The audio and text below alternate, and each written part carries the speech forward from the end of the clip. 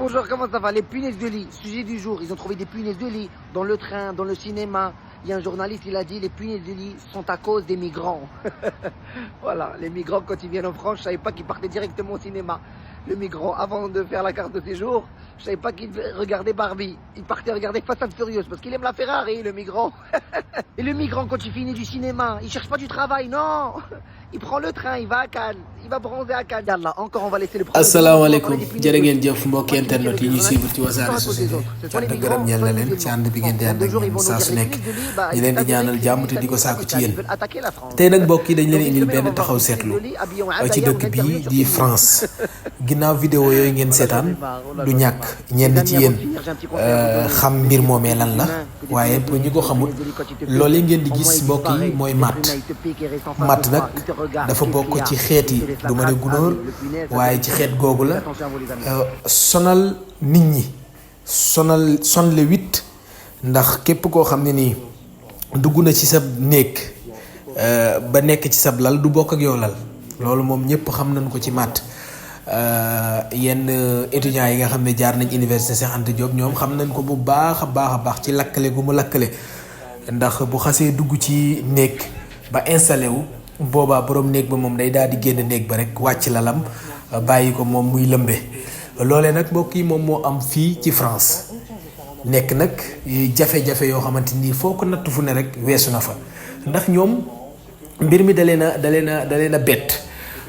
a bett mooy fépp foo xamante ni daal lieu public la matt yaa nga fa muy ci cinéma yi muy ci métro yi muy ci supermarché yi fu nit ñi di daje rek matt yaa nga fa fees dell ba néeg yi ngeen di gis nii lal yeeg matt la yeeg fépp matt yaa nga fa fees dell li nag nekk benn phénomène benn xew-xew boo xamante ni lëmbe na réew ma lëmbe na seeni xel ñoom ñëpp ñu ngi xalaat ci naka la matt yi ñëwee ak naka la matt yi di génne ndax dafa nekk mbir yoo xamante ni daal bu xasee commencé dugg rek pour lu ko tasaare lu ko wasaare ba mu bari day daal di yomb ndax mën na topp ci yére nga génn yóbbaale ko bu demee fenn ni ñuy juddoo day gaaw tellement que fépp foo xamante ni benn matt dem na fa rek ci diir bu gàtt mën na am ay matt yu baree mu nekk phénomène boo xam ne France gépp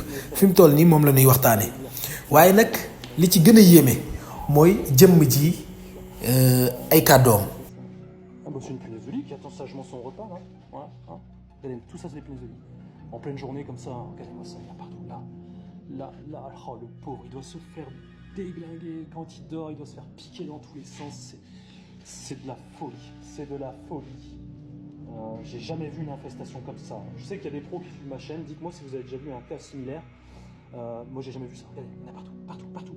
Il y en a partout, ça se barre sur le sol, putain. J'ai mis mes chaussures, mais j'aurais mis des bottes.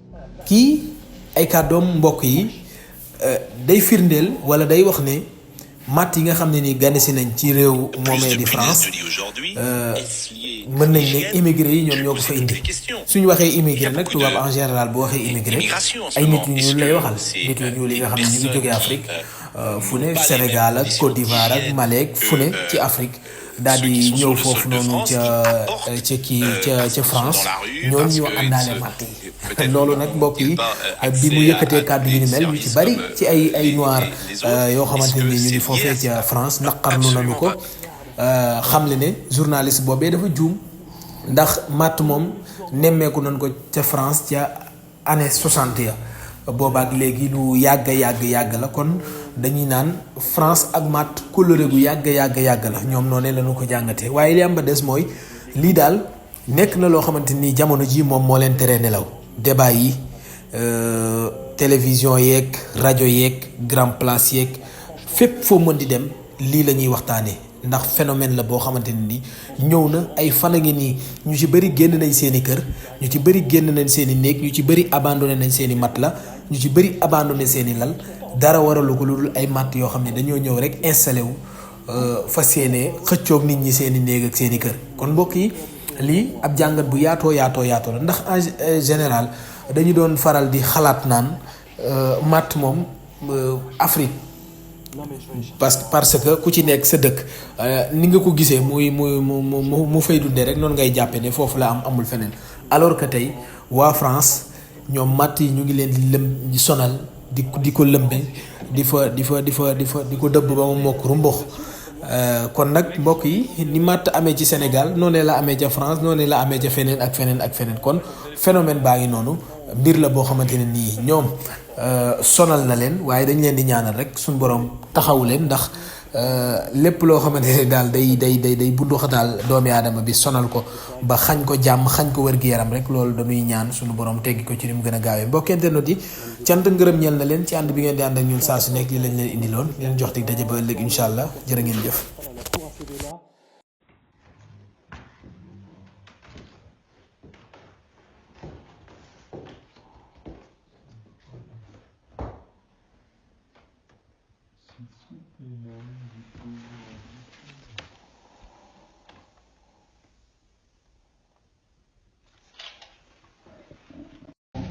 Je vous laisse observer un peu les dégâts. C'est... regardez-moi ça. Regardez-moi ça. Ça, c'est mon doigt. Hein. Mon doigt, regardez-moi ça. Regardez-moi ça tout du long. Tout du long. Alors, vous allez, là, à ce stade de la vidéo, certainement, vous allez me dire, mais il dort pas dessus, c'est pas le épineux qui va. Frères et sœurs, panafricains et panafricaines, l'heure est très très grave. Nous sommes en guerre. Et oui, nous sommes en guerre. Les punaises ont envahi la France. On n'a plus le droit de sortir. Tu prends le métro, tu tombes sur des punaises. Tu vas au cinéma, tu tombes sur des punaises. Même quand tu vas à la plage ou au bord de la piscine, t'as des punaises qui se baignent avec toi. Les gars, c'est une dinguerie. C'est vraiment une dinguerie. On s'est fait attaquer par une armée de punaises. L'État ne fait rien. Macron ne fait rien pour les Français et les étrangers. Je suis même pas libre de faire mes vidéos tranquilles. Je suis obligé d'utiliser le psh. Le truc le plus fou dans cette histoire de punaise, c'est que quand tu le ramènes chez toi, il peut rester 2 ans sans rien manger. 2 ans sans rien manger, comme un sorcier. Dès qu'il se réveille, il commence à faire des enfants un peu partout, tout en se cachant. En plus, ils sont très malins. Les punaises de lit, jamais ils sortent la journée. Ils sortent toujours vers 3h, 4h. J'ai vu beaucoup de commentaires sur les réseaux sociaux où les gens sont en train de dire que les punaises de lit, c'est pour les pauvres. Non, les gars, les punaises de lit, c'est pas que pour les pauvres. Dans les hôtels 4 étoiles, 5 étoiles, il y a énormément de punaises, les gars. Et je vous parle en connaissance de cause, j'ai vu moi-même. Et le pire, il n'y a même pas de remède pour ça. À moins que vous évitez de fréquenter les endroits fréquentés par le grand public. Et le truc le plus drôle dans cette histoire de punaise, c'est que t'as quand même des voisins qui ont des cafards chez eux, qui ont toutes sortes d'insectes chez eux. Ils veulent profiter de cette histoire pour dire que, ah ouais, il y a des punaises chez nous. Pas à nous. On sait très bien que vous avez toujours vécu avec des punaises. On le sait, moi je le sais. Si vous prenez les transports publics, pour votre sécurité, c'est mieux vous rester debout. Si vous voyez des punaises dans votre domicile, c'est mieux vous changer d'appartement. Parce qu'il n'y a pas de solution à part brûler la maison. Évitez d'aller chez n'importe qui. Évitez de ramener n'importe qui chez vous. Même dans les voitures maintenant, il y a les punaises. La seule solution maintenant, les gars, c'est de marcher ou courir comme Kirikou. Faites grave attention à vous parce que nous sommes en guerre contre les punaises en France.